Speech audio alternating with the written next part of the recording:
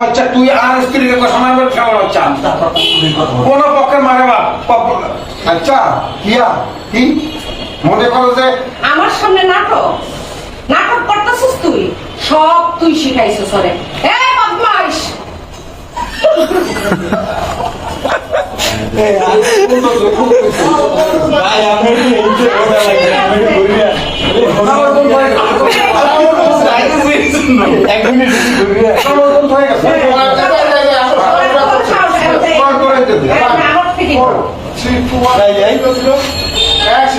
না